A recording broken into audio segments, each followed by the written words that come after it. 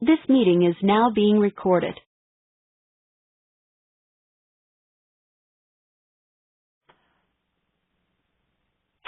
Okay, so we're going to go ahead and get started here, and this is, again, really for child find teams that are interested in serving as initial service coordinators for the evaluation piece, and it does not meet requirements for service coordinators to fully meet early intervention criteria for procedural safeguards, but hopefully it will be helpful for you if you are a service coordinator. So welcome.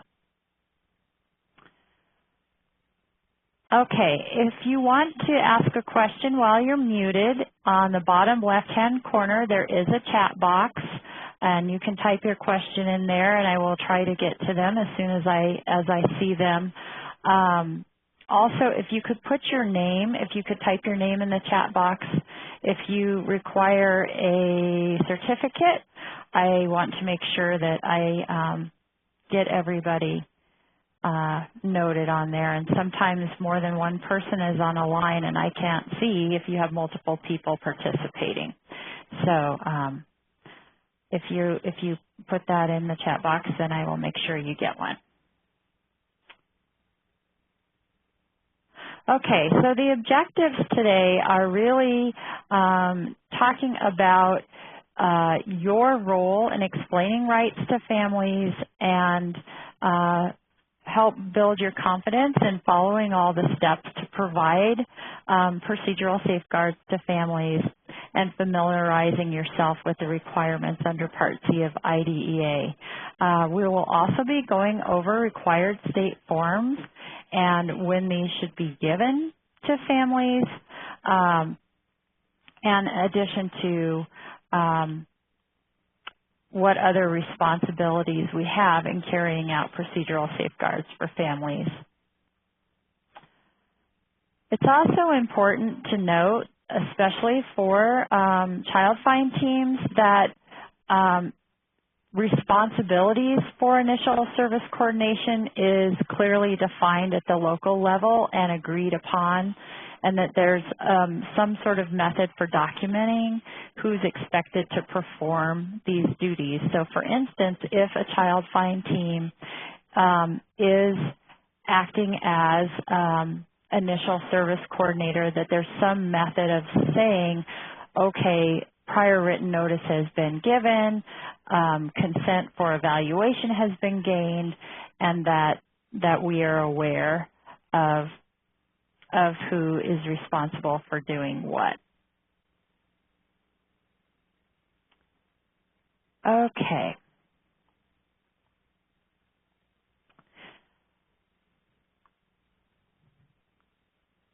So this is just the overarching philosophy behind the requirements to protect a family's rights. And really I want to draw your attention to this quote because sometimes it feels as if we as a system are overwhelming families with the information that we have to present to them as part of their rights. But I just want to remind everyone that it's really our role to support families in being partners with us throughout their time in early intervention, and being informed is part of this partnership. And so procedural safeguards were put in place to protect families and to support them in understanding what is available to them.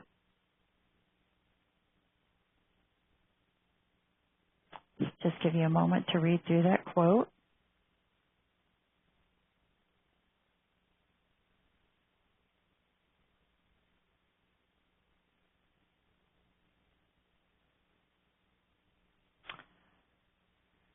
Okay, and so, you know, they are designed to protect the rights of infants and toddlers with disabilities and their families, to ensure they have a way to hold Part C accountable for their entitlements, and also as a way to offer options for resolving disagreements that arise under Part C of IDEA.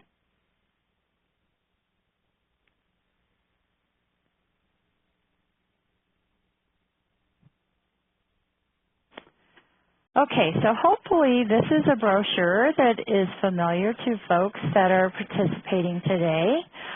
It is the Early Intervention Part C Family Rights and Procedural Safeguards brochure.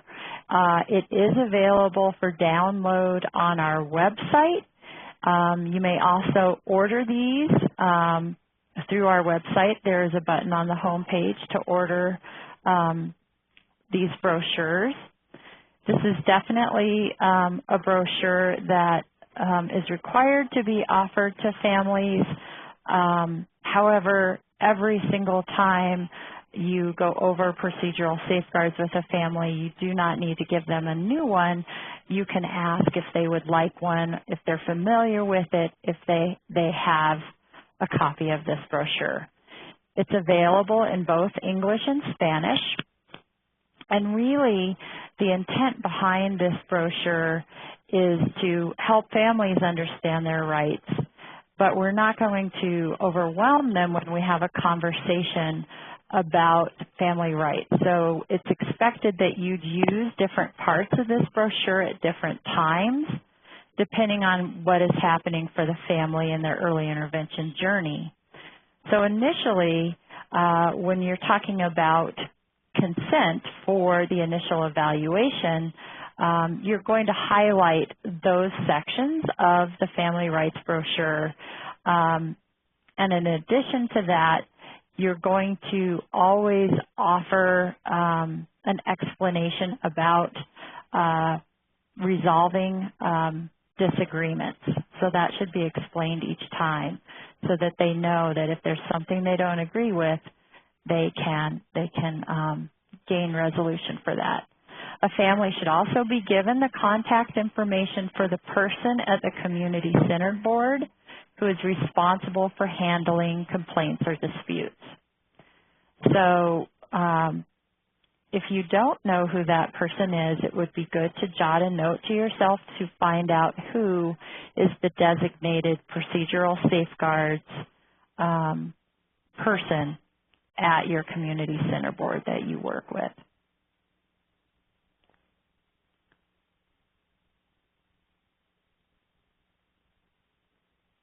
Okay, so let's talk about how we can inform families about their rights as they relate to Part C.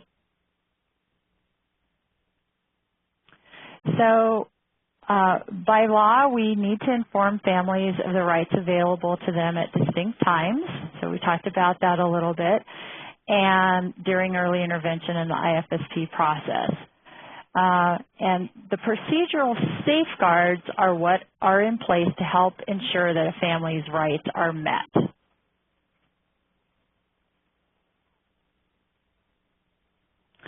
So families need to know why things are happening and that they have a choice in what is happening. And that's why it's important they understand their rights at each stage of the early intervention process. So they may be clear, for example, on the initial evaluation process and assessment, but they may not be as clear on early intervention services that they're entitled to receive. So they need to not only be informed about what activities are going to occur, we need to ensure they understand what these activities encompass and what they don't, and also that they have time to make decisions regarding these activities, that they understand that they're in charge of that timeline. And sometimes in our own rush to meet our timelines, we forget that families need time for processing and contemplating and maybe reading information, more than once. So just keep that in mind when you're sharing rights with families. So it's not enough just to give families copies of the written document. You must be able to explain their rights and assure that they understand them. That's part of our requirement. So when we're doing that, we want to share these in a jargon-free, family-friendly language, and we're not just going to read portions of the document word for word. We're going to check in for understanding.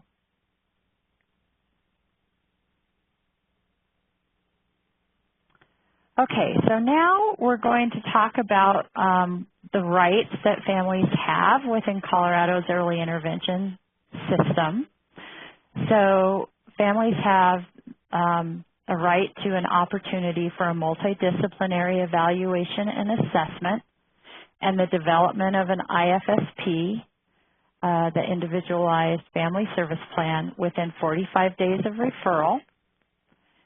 If a child is determined eligible, they have the right to the receipt of appropriate supports and services as identified on the IFSP. They have an opportunity to receive an evaluation, assessment, IFSP development, service coordination, and their procedural safeguards at no cost to the family. And sometimes that's an area where we really need to have a conversation because especially ongoing service coordinators, you're going to ask for information about their insurance, and sometimes families are confused because they feel like that's a cost to them. So just clarifying that it is not a direct cost to the family. Also, they have the right to refuse evaluation, assessment, and services, including refusal of some portion of the IFSP services without jeopardizing others. So maybe they're interested in receiving support with language and communication, but they're not interested in receiving support around, gross motor activities at this time. Participation in all meetings in which a decision may be made resulting in a change to the child's IFSP, and the right to receive services in natural environments and within the family's daily routines. So we really need to highlight for families that they are part of the IFSP team and that decisions are made in conjunction with the rest of the IFSP team. So that would include the service coordinator and providers.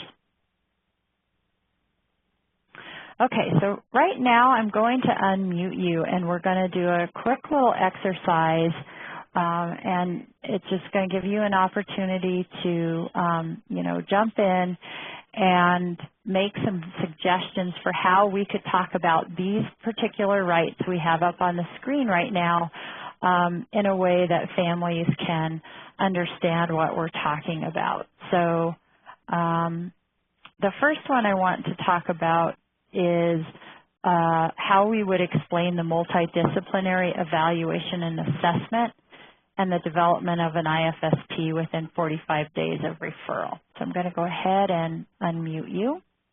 All guests have been unmuted. So feel free to jump in. How would you talk to a family about a multidisciplinary evaluation?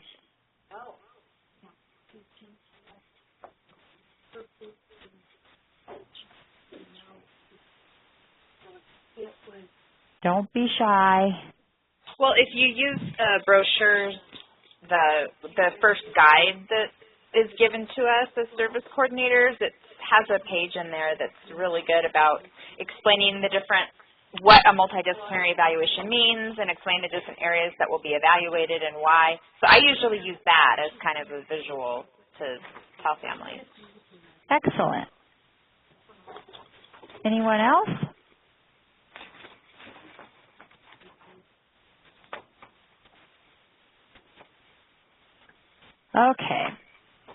Okay, so the next one is refusal of some portion of the IFSP services without jeopardizing others.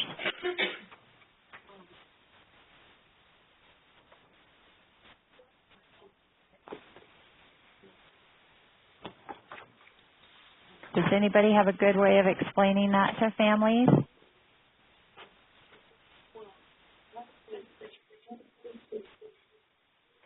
I think sometimes families feel like it's all or nothing. Has anyone experienced that when trying to explain this process to families? a lot of times families feel like they have to do what's being recommended because otherwise they're bad parents if they don't or something. So I usually just talk to them about how important they are as a member of the team and that we want to support them as their, as a family and how we can, and how can we best support them. And that is part of that is that they're the ones who make the ultimate decisions regarding their child because they know their child best. So. Right. That's really key. Just the point that they're driving the process and that they know their child best is really empowering them in this process, and that it's something that they're partners in instead of something that is happening to them and their child. So that's a really good point. Okay, and then the last one is talking to families about receiving services in natural environments, because that's federal language and we're required to use that language, but I think that can also be confusing for families. Any good strategies or tips for talking about that?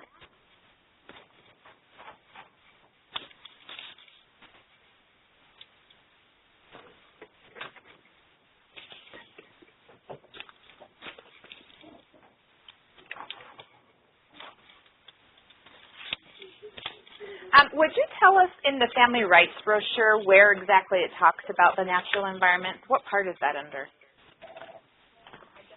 It should be at the very beginning.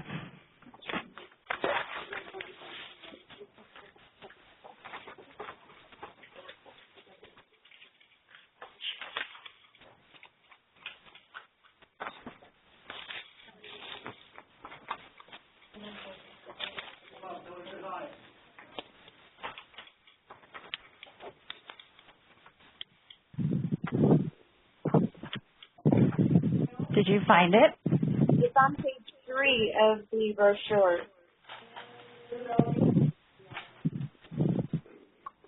Is it under the prior written notice, or is it under the It's above section? It's It's above that. Yeah. And above the procedural safeguard. Okay, I found it. Thank you.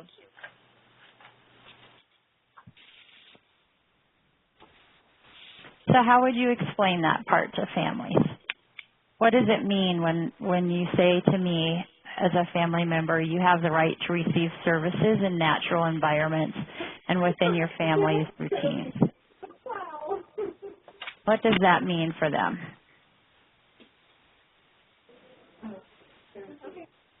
I explained that the environment is where they're learning, and at their age level, they're learning at home and at the store and different community places that they may go, and that the provider can meet them in those various places that the children will learn a variety of things. Great, great. So anywhere that the family and the child would normally be as part of their daily routine. Okay. Well, we're going to go ahead and mute you again. All guests have been muted. Okay, so you should have received some resources that I sent this morning, and one of them is a handout labeled a step-by-step process for explaining procedural safeguards to families. And I know this is a blurry version of what you should have received via email, but it really talks about the different stages of our early intervention process and how you can explain things to them and how you would orient them to the overall procedural safeguards and the timing of that. So this is just a resource for you to have when thinking about how to talk to families. And sometimes, you know, situations come up. For instance, a family might refuse the evaluation, and so it's like, oh gosh, I need to have a conversation with them about, you know, their understanding that in order for their child to receive early intervention services, they must have an evaluation to determine if their child is eligible, and they must have an IFSP in place to receive services. So this just helps you with some of the timing and the language around that. And then the second page of it is the different legal citations around procedural safeguards, and it's been reworded so that it's more family friendly than the the language that is in the Fed regs. So that is a resource for you to have, and it lays out the different procedural safeguards that they're entitled to. Okay, I'm going to open it up and see if we have any questions thus far. All guests have been unmuted. Any questions to this point?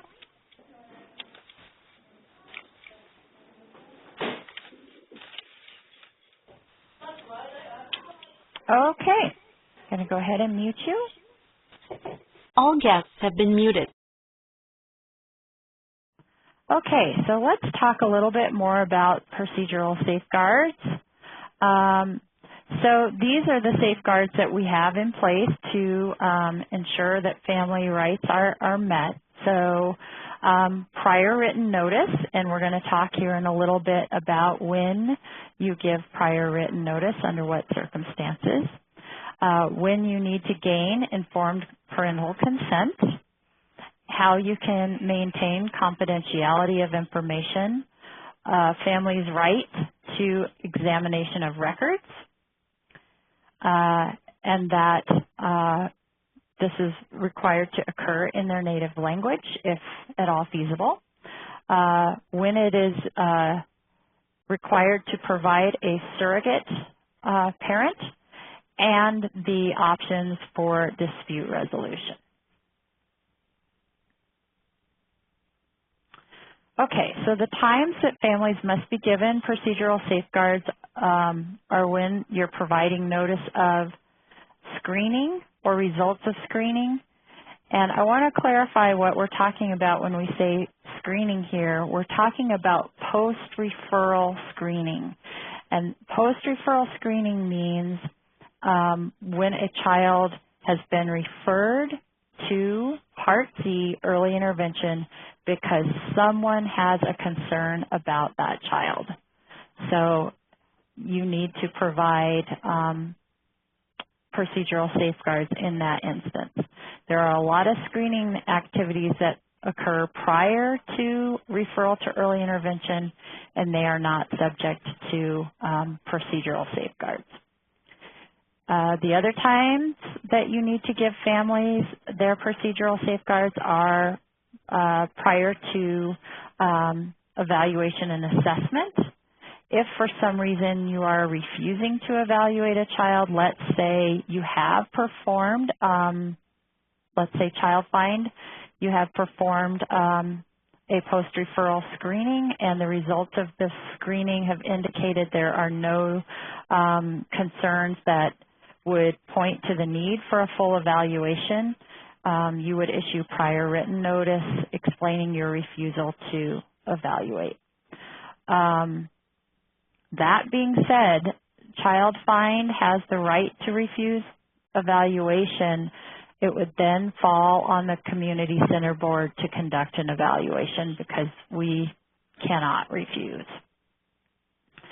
Also, we provide procedural safeguards to let a family know if their child is determined eligible or not eligible prior to the initial IFSP meeting, a periodic review, an annual review, and to provide notice of the transition conference.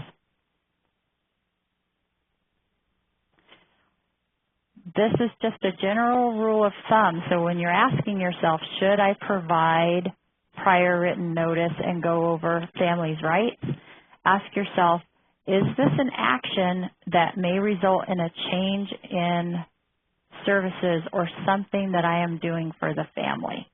That's kind of your test to tell if you should be providing prior written notice.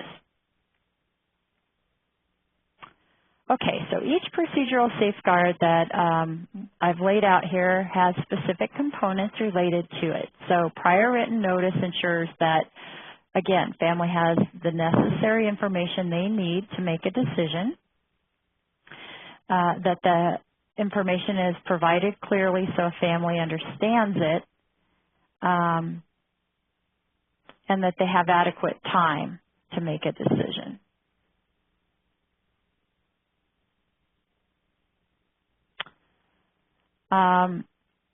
Informed parental consent is provided in the family's native language or other mode of communication if it is feasible to do so. So if there is, you know, a situation where it is just not feasible, then we're not going to do that. But in general, that's something that is expected. And as I said, consent is required before screening, evaluation and/or assessment, provision of early intervention services, accessing public benefits or insurance if consent is required for that. And again, that's going to be more of an ongoing service coordinator requirement, and you're going to refer to the family guide, the coordinated system of payment, and that's beyond initial evaluation. And prior to sharing personal information. The only time you do not need parental consent in early intervention is to make a referral to early intervention. Otherwise, you're going to need consent.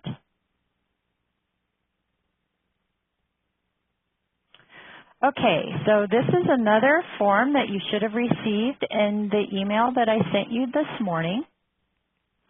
And this is the prior written notice and consent for initial evaluation and assessment. And this is all that is required when the evaluation and the IFSP meeting are going to take place on the same day. So you're gaining consent here for the initial evaluation and/or assessment, and you're also providing prior written notice. So if a child is determined eligible by the community-centered board as a result of the evaluation, they're going to document that on the IFSP. And there's also a place on there to document that a child is not eligible. So this form serves that initial consent and evaluation. The next form is what we call our general prior written notice form, and you would use this if the IFSP meeting is conducted on a separate day from the evaluation and for any other activities that require prior written notice. So this is a more general form. The first one I showed you is the prior written notice and consent for initial evaluation. So it's rolled into one. This one is if you're going to have the IFSP on a separate day. And this has all kinds of activities. And again, I apologize, this is a little blurry, but it does have, you know, your child is not eligible for early intervention, you know, a transition planning conference is being convened with your approval, based on the results of a developmental screen, an evaluation of your child is necessary.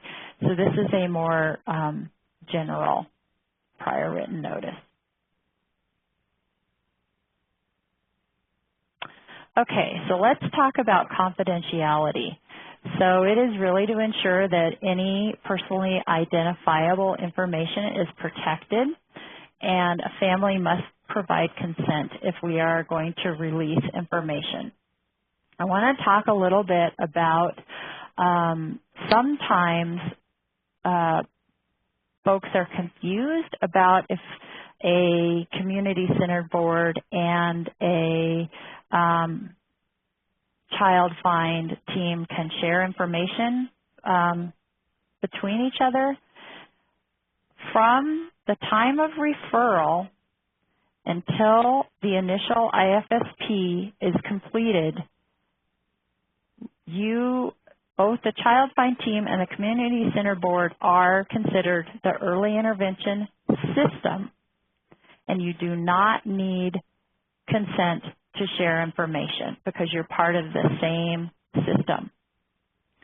After the initial IFSP has been written and shared with the Child Find Team, any further information about that child, you would need consent from the family to share. So moving forward, so let's say the school district wanted to see an IFSP review, you would need family consent to share that.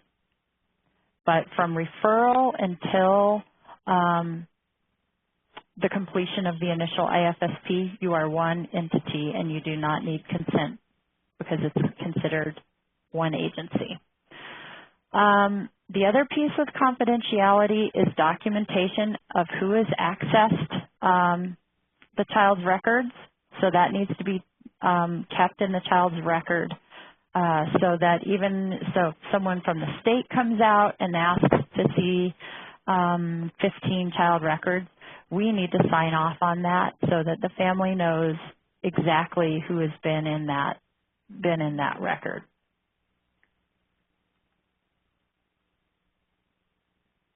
Examination of records. So families have a right to review their child's record at any time. They can request a copy of the record, and the Community Center Board is responsible for providing that to them at no cost. And that's no more than 10 days after the request has been made. And they can inspect and review the record. And if they see something in there that they disagree with, they can request a change to the record. And the Community Center Board would either make that change and let them know, and if it's something that the Community Center Board doesn't think they can change, they need to put in writing why. Okay, surrogate parents. So sometimes there are reasons when you're trying to determine who meets the definition of parent, there isn't someone who can sign as parent and ensure that a child's rights are being protected. So if you can't identify a parent, maybe they can't be located, parental rights have been terminated by the court and a child hasn't yet been adopted, then you might want to assign a surrogate parent, and the CCB is responsible for doing that. And if you have a situation where you need a surrogate parent, you can contact me and I can help you figure out who that is. It's a very rare occurrence. It doesn't happen very often in our state. Our courts do a good job of assigning guardian ad litems and other individuals, kinship care situations. So if a parent cannot be located within Part C and a child is living with a relative, they meet the definition of parent. Okay, so I'm going to unmute you and see if we have any questions before we go on. All guests have been unmuted. How are we doing? Are you hanging in there? Yep. I know it's an exciting topic, but necessary, important.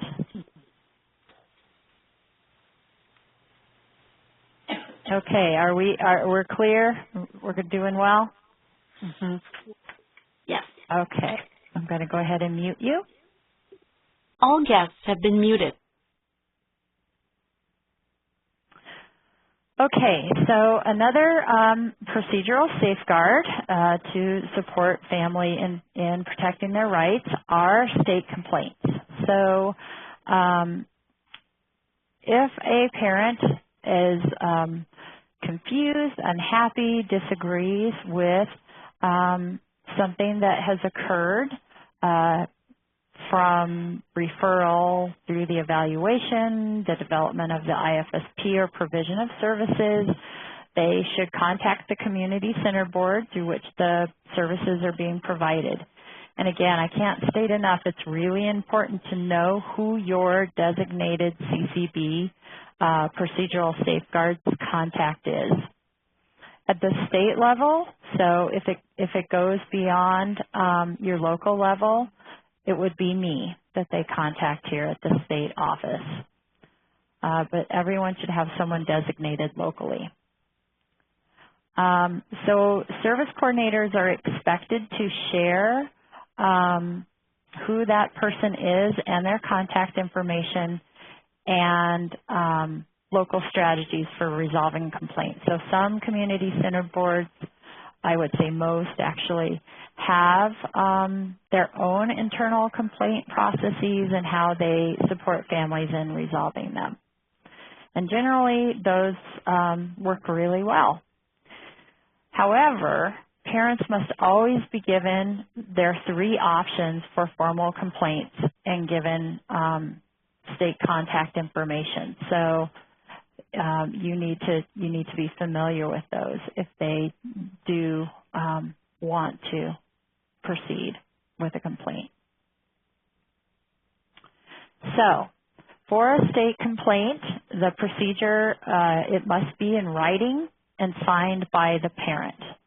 And we have a specific form. It's called the Formal Dispute Resolution Request. It is on our website under forms. They're not required to use it. They just have to put their complaint in writing and sign and date it and submit it to either my office, definitely my office, and also the Community Center Board. It's also a requirement that the service coordinator or someone within the agency, if the complaint is against the service coordinator, must assist the family to prepare the written complaint if requested. And parents must be provided findings of fact and decisions in writing about their complaint. So what the resolution was. So the form that's available on our website is also available in both English and Spanish. And the reason that we talk about this, I'm sure folks on child find teams are like, why the heck do I need to know this? Just realize that by taking on these service coordination activities and assuming the responsibility of service coordination, it is a requirement that you understand procedural safeguards for families. And if there is a complaint, and it is against the CCB related to service coordination activities, we could be talking with you and investigating a complaint. So just knowing that that's a part of this role is important. Okay, so here are the state dispute resolution options. So mediation, state complaint procedures, and due process hearings. So let's talk about mediation a little bit. So it's voluntary on the part of all parties. It's intended to be non-adversarial. And the decision is really made by the parties of mediation. So usually the family and the community center board. It's not the mediator making a decision and saying, oh, we're going to do this. It's completed within 30 days of the request, and it cannot be used to deny a due process hearing or any right. So often, while a due process is occurring, families are also engaged in mediation.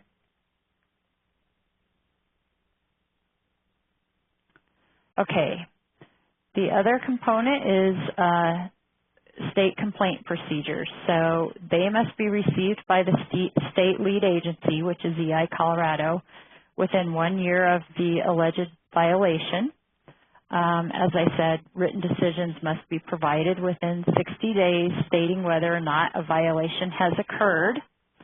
And this is an important piece. So Early Intervention Colorado and the Department of Human Services, we need to ensure that the CCB not only addresses how to fix the situation for the child that was included in the complaint, but it's all children within that community-centered board. So that's a key component of that. So if one family files a complaint regarding timeliness of service delivery, then we have to look at it and ensure that everyone in that community center board is receiving their services in a timely way.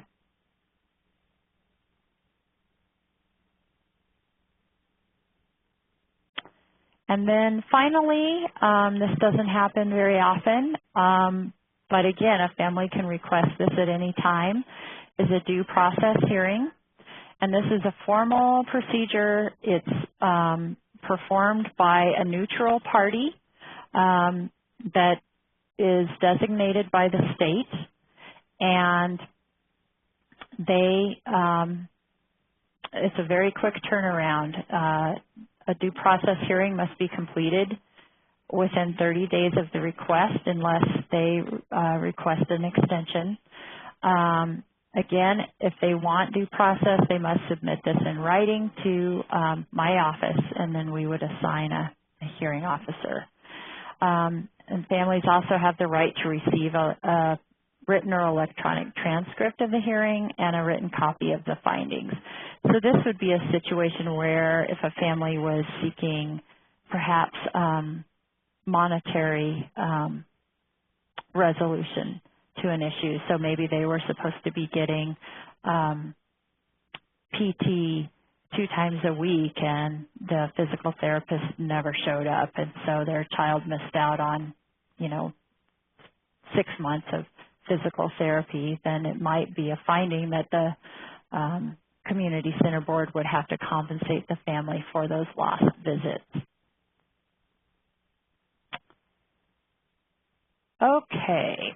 All guests have been unmuted. So I'm going to open it up for questions at this time. I have a question about prior written notice. Can I go back to that, or Absolutely. do you want to stick with? Okay. I just wanted Nope. clarification on it. Do you have to send out the prior written notice to the family before you actually meet with them? Or can you clarify when it's okay to give them that notice and have them sign it? Yes.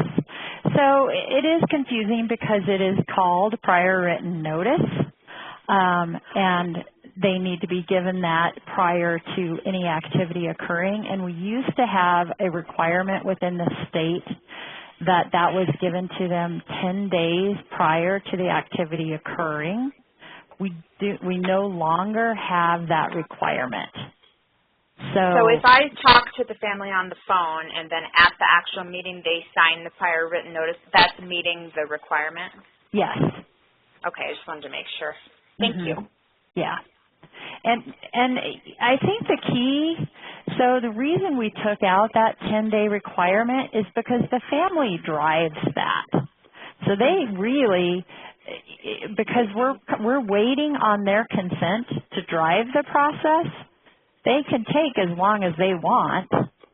Right. So if they need 10 days to think about it, they just don't agree. They just don't sign it. And so we felt like they are already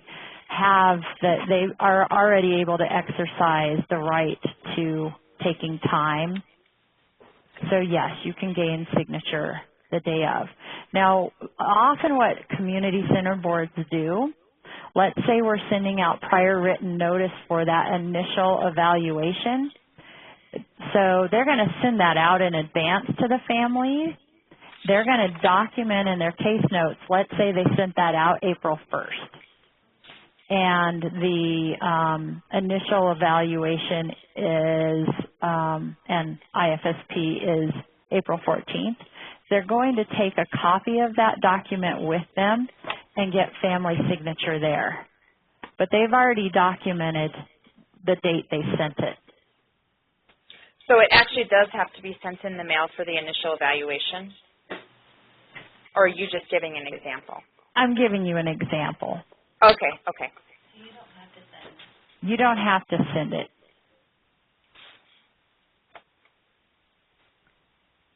A lot of times you're making appointments over the phone with families. They've agreed to that date, and you're going to pop that in the mail, but you're not, families aren't going to necessarily remember to bring that with them.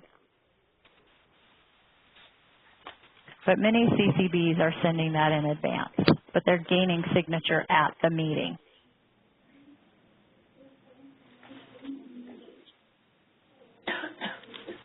Other questions?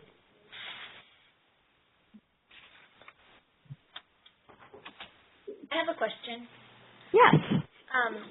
Let's say the family is 6 months into their IFSP and they feel like they want to request an additional assessment, that there's a need that's being addressed. Do they have a right to additional assessment, or is that just something that they'll have to kind of work out with their service coordinator?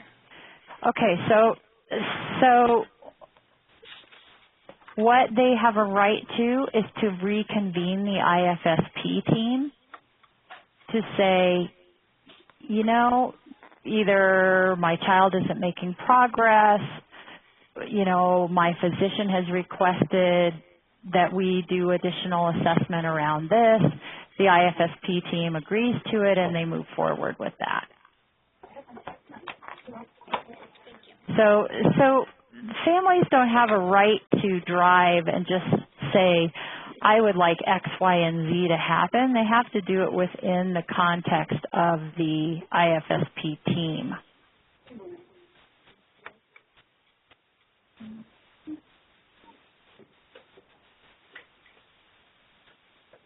Otherwise, you know, a family could just call up and say, gosh, you know, we think it'd be really nifty if we got, you know, a speech language pathologist to come 5 days a week to the house. Can you just add that to the IFSP?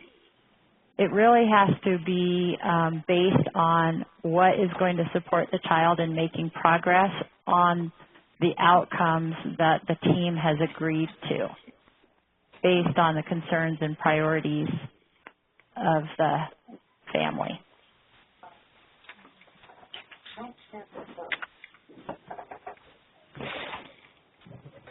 Other questions around procedural safeguards? Does everybody feel confident that they can do these initial service coordination activities to meet the requirements of prior written notice and consent?